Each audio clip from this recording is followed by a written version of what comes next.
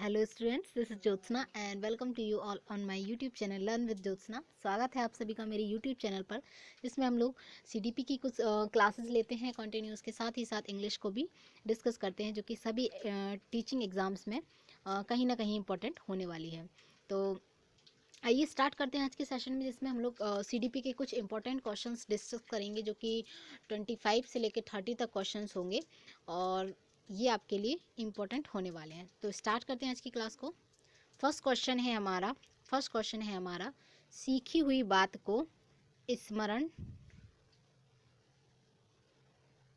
सीखी हुई बात को स्मरण करने या पुनः स्मरण, मान लीजिए आपने कोई चीज़ लर्न कर ली, उसको मेमोराइज करना या फिर रीमेमोराइज करने का असफलता हो रही है, प्रॉब्लम आ रही है, तो उसको हम लोग क्या बोलते हैं? विस्मृति बोलते हैं। ऑप्शन नंबर 3 राइट आंसर है। नेक्स्ट क्वेश्चन है, टर्मन के अनुसार 90 से 100 बुद्धि लब्धि वाले बालकों को क्या बोलते हैं? बुद्धि लब्धि यानी कि आईक्यू। आईक्यू को पूरा फुल फॉर्म होता है इंटेलिजेंट कोशेंट बुद्धि लब्धि। तो ये ऐसे बालक क्या होते हैं? ये सामान्य बुद्धि के बालक होते हैं। नेक्स्ट क्वेश्चन है हमारा, हॉल का सिद्धांत निम्न में से किसकी व्याख्या करता है? हॉल का एक बहुत ही वेल नोन कह सकते हैं स्टेटमेंट है कि उन्होंने किशोरावस्था को आंधी तूफान की अवस्था कहा है। ये कई बार पूछ लिया जाता है ये एग्जाम्स में कि किस मनोवैज्ञानिक ने किशोरावस्था को आंधी तूफान की अवस्था कहा है, तो वो CH हल ही हैं। अब इनने किशोरों का विज्ञान, ये इन्होंने इसका एक्सप्लेनेशन दिया है, तो ऑप्शन नंबर 4 राइट आंसर हो जाएगा। नेक्स्ट क्वेश्चन देखते हैं, यदि पूर्व ज्ञान व अनुभव द्वारा नए प्रकार के सीखने में सहायता करते हैं, तो मान लीजिए आपको पहले से कोई चीज़ आती है वो, या फिर आपके एक्सपीरियंस नई चीज़ को सीखने में आपकी हेल्प कर रहे हैं, तो उसको हम लोग क्या बोलते हैं? पॉजिटिव ट्रेनिंग, उसको हम लोग बोलते हैं सकारात्मक प्रशिक्षण। नेक्स्ट क्वेश्चन देखते हैं। नेक्स्ट क्वेश्चन है हमारा, मानव व्यक्तित्व के मनोलैंगिक विकास। मनोलैंगिक यानी साइको एनालिसिस की बात की हुई थी सिगमंड फ्रॉइड ने। इसका आंसर हो जाएगा आपका ऑप्शन नंबर 4 हो जाएगा। नेक्स्ट क्वेश्चन देखते हैं, मनोविज्ञान की प्रथम प्रयोगशाला किसने स्थापित की थी? तो मनोविज्ञान की प्रथम प्रयोगशाला है जो 1879 में विलियम वंट ने जो आपकी स्थापित की थी। तो 1879 में विलियम वंट ने, और इसको अब क्या बोलते हैं हम लोग? इसको अब ये लिप्जिंग यूनिवर्सिटी के नाम से जाना जाता है। नया नाम कार्ल मार्क्स यूनिवर्सिटी है, पहले लिप्जिंग यूनिवर्सिटी थी, अब कार्ल मार्क्स यूनिवर्सिटी इसका नाम रख दिया गया है।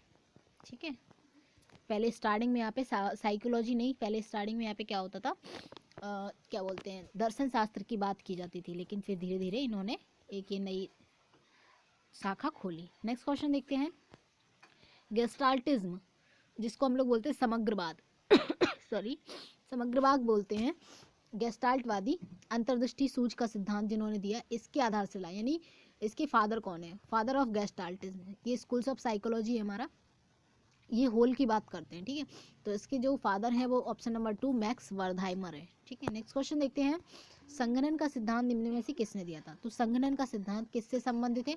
ये आपका है स्मृति, मेमोरी से संबंधित है। जैसे कि आपका थॉर्नडाइक का प्रयास और त्रुटि का सिद्धांत है, पेबलाव का क्लासिकल कंडीशनिंग का सिद्धांत है, और आपका VF स्किनर का क्रियाप्रसिद्ध अनुबंधन का सिद्धांत है, कोलर कोफ्का का अंतर्दृष्टि का सिद्धांत है। उसी तरीके से संगणन सिद्धांत है जो वो आपका मेमोरी से संबंधित है। नेक्स्ट क्वेश्चन देखते हैं। क्वेश्चन नेक्स्ट है हमारा, क्षेत्र सिद्धांत किससे संबंधित है? तो क्षेत्र सिद्धांत एक्चुअली ये दिया था, जो किसने दिया था? गेस्टाल्टवादियों ने दिया था। किसने? गेस्टाल्टवादियों ने ये दिया था। और गेस्टाल्टवादियों में कोहलर कोफ्का कर्ट लेविन जो है, गेस्टाल्टवादी वर्धाइमर, कोहलर कोफ्का, कर्ट लेविन है। तो इनमें से जो कर्ट लेविन है, इन्होंने दिया था। ये किसने दिया था? गेस्टाल्टवादियों में कर्ट लेविन ने ये सिद्धांत, ये थ्योरी दी थी, जो मनुष्य और उसके पर्यावरण के मध्य विचार विमर्श करने के पैटर्न की जांच करता है। क्या बताता है? कि मनुष्य और एनवायरनमेंट के बीच क्या विचार विमर्श होता है, उसका पैटर्न बताता है। ठीक है, नेक्स्ट क्वेश्चन है हमारा, भाटिया बैटरी, काफ़ी इंपॉर्टेंट क्वेश्चन है। भाटिया बैटरी का प्रयोग निम्न में से किसके मापन हेतु किया जाता है? तो हमारा इंटेलिजेंस मापने के लिए भाटिया बैटरी का प्रयोग किया जाता है। क्या? इंटेलिजेंस मापने के लिए। नेक्स्ट क्वेश्चन है हमारा, व्यवहारिक क्षमताओं में वह सापेक्ष स्थायी परिवर्तन जो प्रबलित अभ्यास का परिणाम है। व्यवहारिक क्षमताओं, आपकी एबिलिटी, आपके बिहेवियर में कोई परिवर्तन आ रहा है, फिक्स परिवर्तन आ रहा है, जो कि बार बार चेंज नहीं हो रहा है। ठीक है, तो उसको हम लोग क्या बोलते हैं, और आप प्रैक्टिस भी कर रहे हैं, वो सब हमारा कुल मिला के अधिगम कहलाता है। अधिगम में क्या होता है, एक तो परमानेंट चेंजेस भी आता है इंसान के अंदर, उसकी एबिलिटी में, व्यवहार में भी चेंजेस आता है, और अभ्यास करना पड़ता है उसे, तो ये हमारा लर्निंग में आ जाएगा। नेक्स्ट क्वेश्चन है हमारा, संज्ञान किस बुद्धि के सिद्धांत का हिस्सा है? संज्ञान किस बुद्धि के सिद्धांत, बुद्धि का सिद्धांत है जो जिसके अंतर्गत संज्ञान आता है, वो हमारा है कौन सा? संज्ञान में होता क्या है? संज्ञान में सबसे पहले क्या होता है? प्रत्यक्षण। प्रत्यक्षकरण मतलब कोई चीज़ हम देखते हैं, क्या करते हैं, कोई भी चीज़ को हम लोग देखते हैं, तो वो हमारा प्रत्यक्षीकरण हो गया, हमारे दिमाग में इमेज सेट हो गई। प्रतिमा, कोई हमने मूर्ति देखी, कोई स्टैचू देखा, उसका हमारे दिमाग में इमेज सेट हो गई। कोई कॉन्सेप्ट है, मान लीजिए कोई धारणा है, वो चीज़ हमारे दिमाग में बन गई। समस्या है, कोई प्रॉब्लम हमारे सामने है, तो उसको हम देख के उसके ऊपर कोई एक्टिविटी कर रहे हैं, वो चीज़ हो गया। समाधान, उसके लिए हम कोई सॉल्यूशन ढूंढ रहे हैं। उसके साथ ही साथ चिंतन भी करते हैं, तर्क भी करते हैं, ये सभी मेंटल एक्टिविटी है, ये सब किसमें? संज्ञान में आ जाती हैं। तो ये जो सिद्धांत है, ये बुद्धि के फ्लूइड और क्रिस्टलाइज्ड मॉडल में आ जाता है। ठीक है, किसमें? फ्लूइड और क्रिस्टलाइज्ड बुद्धि में आ जाता है इसमें। और इस टाइप की बुद्धि का मेनली यूज़ किस में होता है? फ्लूइड और क्रिस्टलाइज्ड जो है, फ्लूइड और क्रिस्टलाइज्ड बुद्धि का प्रयोग सबसे ज़्यादा मेनली होता है प्रॉब्लम सॉल्विंग में। किसमें?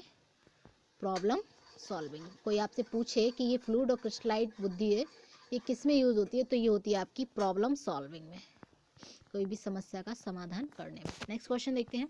नेक्स्ट क्वेश्चन है, 8 वर्ष के सुधीर की मानसिक आयु 10 वर्ष है, उसकी बुद्धि लब्धि बताइए। इंटेलिजेंट क्वेश्चन मैंने आपको कई बार बता रखा है। इंटेलिजेंट क्वेश्चन होता है MA/CA, MA/CA इंटू 100। अब आप पूछेंगे मैम CA का मतलब क्या होता है? CA का मतलब होता है क्रोनोलॉजिकल एज, क्रोनोलॉजिकल एज, और MA मतलब मेंटल एज। तो लगा दीजिए आप, उसकी मानसिक आयु 10 वर्ष है, मानसिक 8 वर्ष उसकी क्या है?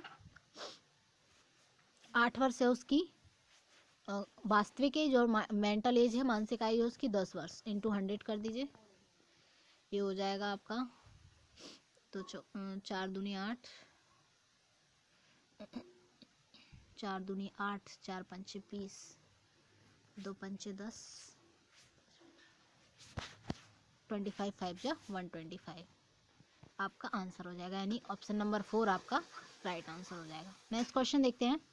संवेग का कौन सा सिद्धांत इस विचार को मानता है कि संवेगात्मक अनुभव संवेगात्मक व्यवहार पर आधारित है? कौन सा सिद्धांत है वो? ये है आपका जेम्स लैंगिक सिद्धांत।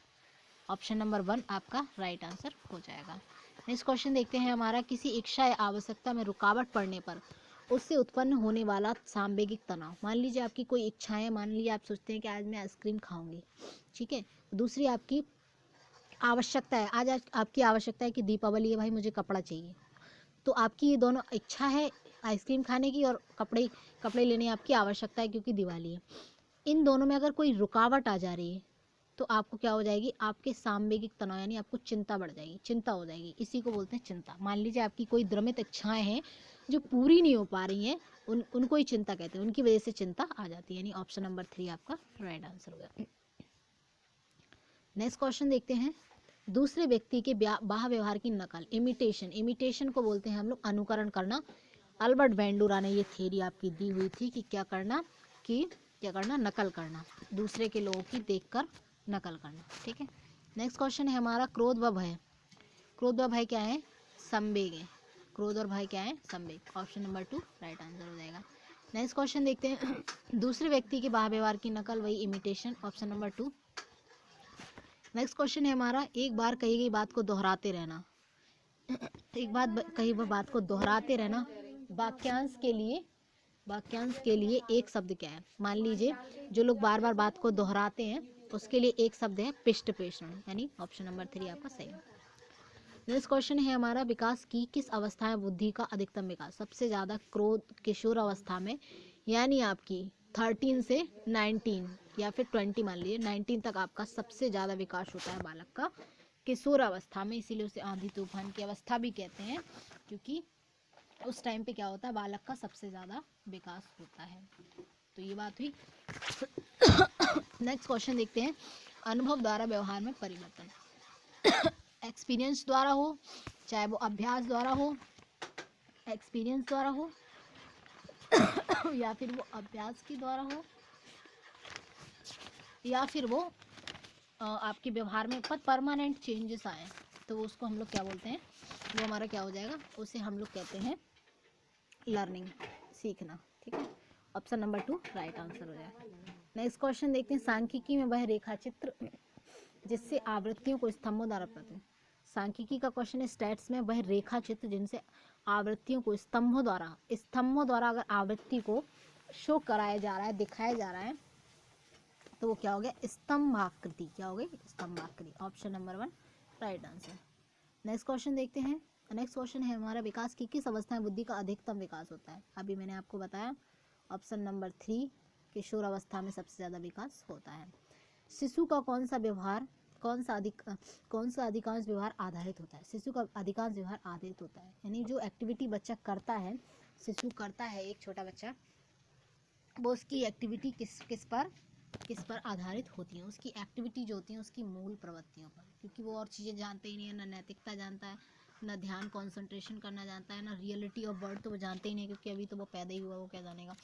तो ऑप्शन नंबर 1 आपका सही हो जाएगा। नेक्स्ट क्वेश्चन देखते हैं, अंतर्दृष्टि सूझ द्वारा सीखने के सिद्धांत में कोहलर ने प्रयोग किया। जो आपके वर्धाइमर हैं, सूझ का सिद्धांत, समग्रवादी जो हैं, इन्होंने कौन सा सिद्धांत दिया, सूझ का सिद्धांत दिया। यानी अचानक दिमाग की बत्ती जलती है और कोई दिमाग में किसी समस्या को लेकर कोई अचानक से सॉल्यूशन आ जाता, तो वही है। तो इसमें इन्होंने वनमानस पर प्रयोग किया, और सबसे पहला वनमानस जो था उसका नाम क्या था, सुल्तान। क्या था, सुल्तान नामक चिंपैंजी। ठीक है, ऑप्शन नंबर 2 आपका राइट आंसर हो जाएगा। नेक्स्ट क्वेश्चन देखते हैं, यह आवश्यक नहीं कि उच्च बुद्धि वाले बालक क्या हो, सृजनशील भी हो। ऐसा नहीं है कि उच्च बुद्धि वाले जो प्रतिभाशाली बालक होते हैं वो सृजनशील भी हो।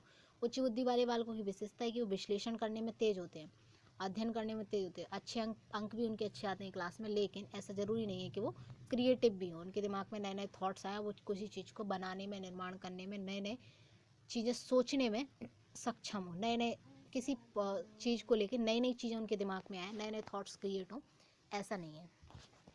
नेक्स्ट क्वेश्चन देखते हैं, ध्यान को केंद्रित करने की आंतरिक दशा। अगर कंसंट्रेशन कर रहे हो आप, तो उसके पीछे का यही रीज़न है कि आपको उस चीज़ में रुचि है। अगर आपको रुचि नहीं होती तो आप उस पर ध्यान लगाते हैं, यानी ऑप्शन नंबर 3 आपका सही आंसर हो जाएगा।